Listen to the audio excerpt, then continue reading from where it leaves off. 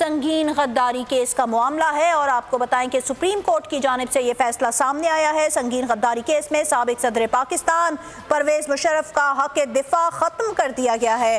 बोल न्यूज़ के नुमाइंदे तैयब बलोच हमारे साथ हैं। तैयब बलोच, बताइएगा सुप्रीम कोर्ट की जानिब से क्या ऑर्डर आया है?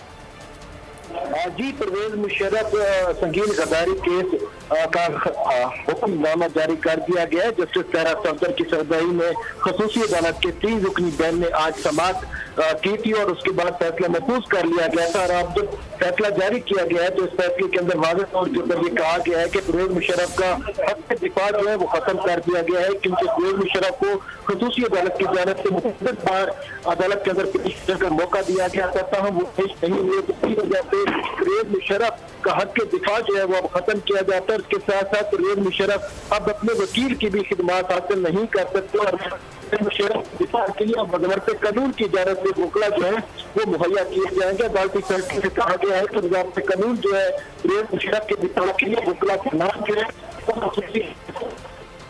खुसूसी अदालत ने संगीन गद्दारी केस में साबिक सदर परवेज मुशर्रफ का हक दिफा ख़त्म कर दिया। खुसूसी अदालत की जानिब से यह खबर सामने आई है। आपको बताएं कि साबिक सदर परवेज मुशर्रफ जो बैरून मुल्क इलाज पर हैं, उनका हक दिफा ख़त्म कर दिया गया। तैयब बलोच, तफसीलात बताने का बहुत शुक्रिया।